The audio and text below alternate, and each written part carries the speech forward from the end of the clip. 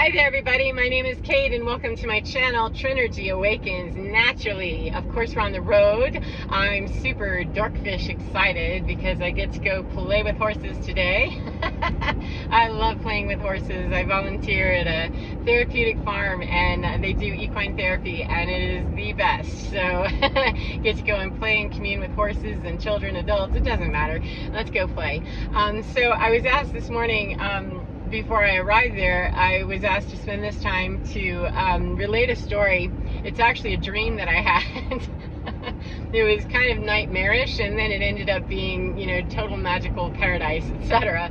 Talk about transmutation and alchemy. Was that this dream? It was quite a horrific nightmare. I was going through a divorce at the time, and it was pretty brutal. It was pretty bad, and I had just lost the home that I had, you know, built with my former spouse, and things were quite grisly. Things were very lean, they were mean, they were awful, blah blah blah, the whole story.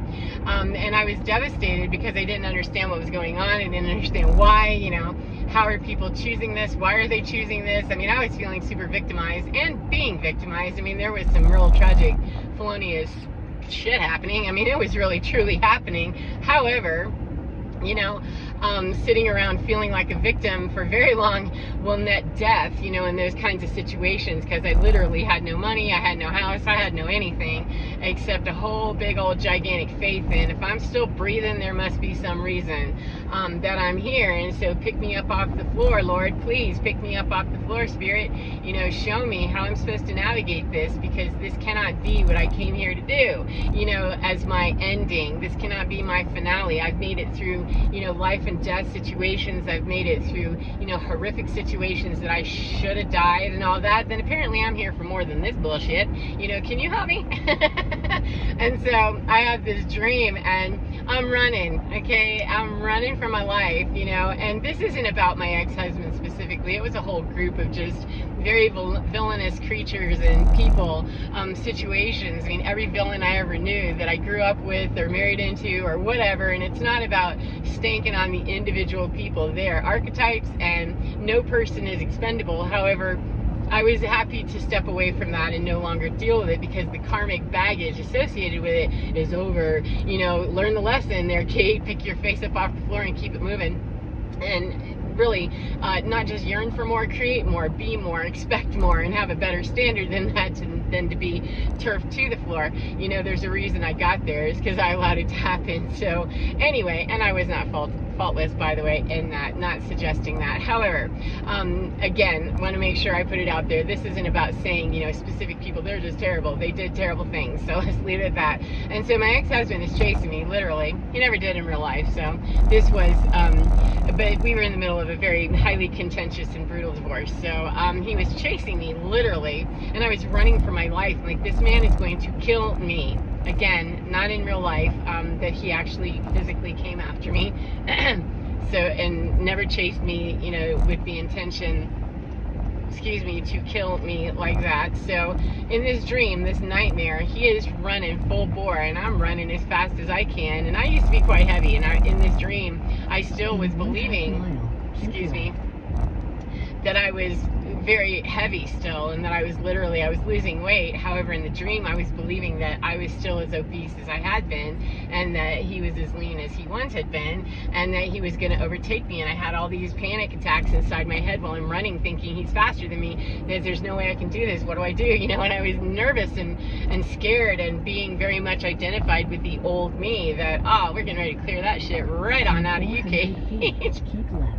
Thank you. That no. So I just prayed in the dream. I'm saying, you know, please help me, Spirit.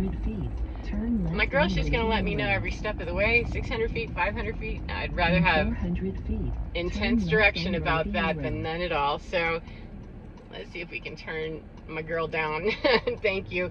But the idea, though, I was running for my life, literally, that this man is going to kill me. And then I realized as I'm running, I'm like, no, I'm actually dodging and, you know, zigging and zagging. And this is about strategy, you know, of how to escape this monstrous situation. It isn't about me outrunning it. It's about me outsmarting it and outwitting it, outfaithing it, that I have the ability I have the ability to move through this with grace and with the agility that God has given to me, and screw whatever, monster might be after me. That's what was starting to fill in, is no, do this and let me, as my guidance system, every step, 100 feet, 200 feet, 300 feet, let me show you, let me guide you. And I kept thinking, okay, cool, then this is really neat. And then I realized as I ran into our house that I had just lost and like zero compensation for, and found out rather brutally with someone showing up at my door, dressed in a police officer's uniform, telling me that I no longer had residence there and that I couldn't squat any longer. It was brutal. It was awful. Props to the winner on that, right? Like, great strategy. But anyway, it was brutal. It was nasty, but well played. I didn't see it coming. So anyway, as I'm running, I run into this house, and I start to go for the closet that we shared, and I thought, oh no, he can't get in there. He can't get to the treasure. He can't get to the treasure. It's not fair. He can't have it. Like, no matter how much I've outsmarted him, now I know what I'm protecting. It isn't just me. It's the treasures that are in my house, my part of the closet, my things that are there. I have a treasure box in there. I have a safe. Now, I did not actually have anything in this, but think metaphorically, my house, right? That I was no longer sharing with him at the time. It was my house. I was the only one living in it, so my house. And I said, oh my God, I've got to get in this closet that's where he's trying to go, is he's trying to steal that. And he's not really after me. He's after all the jewels, all the precious gems, everything that I have that is important to me that's left, is in this treasure box, in that closet. And he's after that. Oh God, oh no.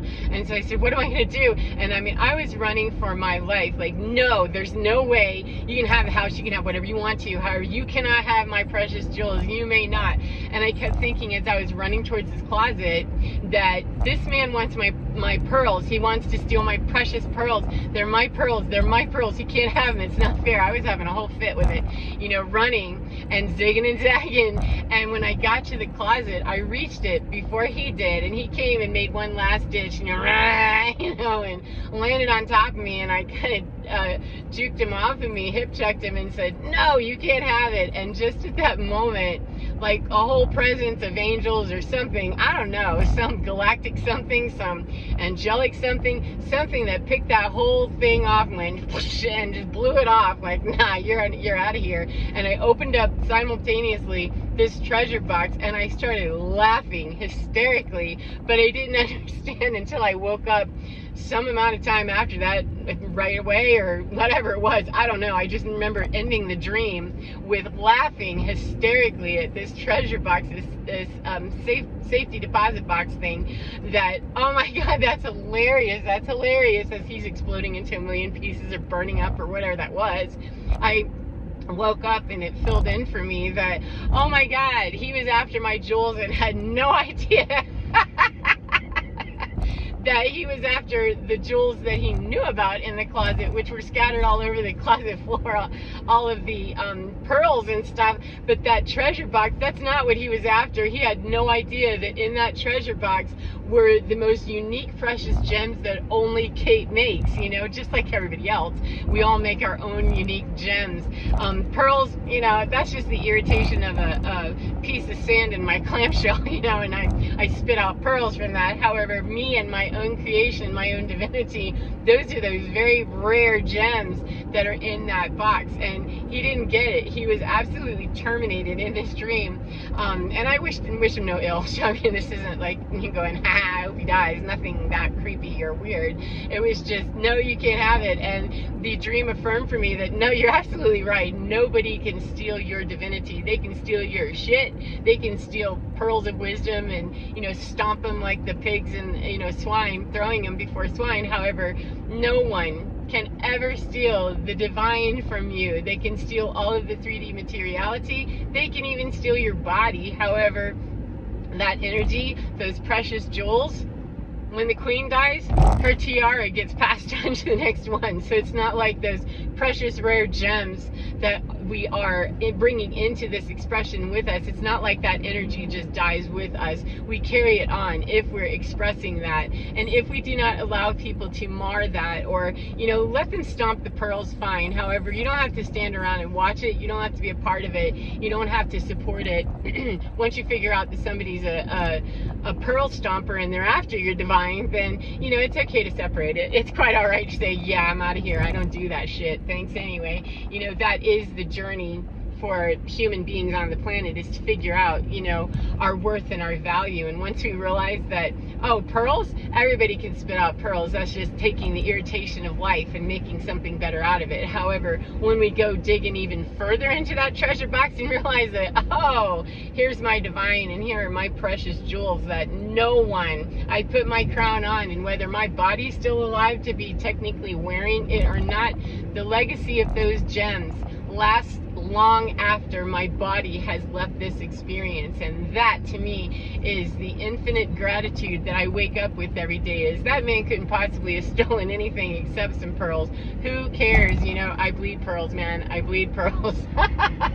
So anyway, I'm almost at my farm, so I'm gonna go hug some horses and hug some people and get my groove on with Equus. So take care of yourselves, and I hope that's meaningful to you in some way, and I hope you enjoy your day, no matter what part of the day you're in. And remember to get within your skin, because you're divine. It is absolutely gorgeous, absolutely precious, rare gems in you, and it's absolutely fine. Go dig around in there and never, never, never, never, never let anybody outrun you to try to kill off your divine. There's no such thing. So take care of yourselves, as I said, and get within your skin, because you're divine. It's absolutely gorgeous, and it's totally fine. Take care of yourselves, and I'll see you again next time. Goodbye, my beautiful friends. Mwah.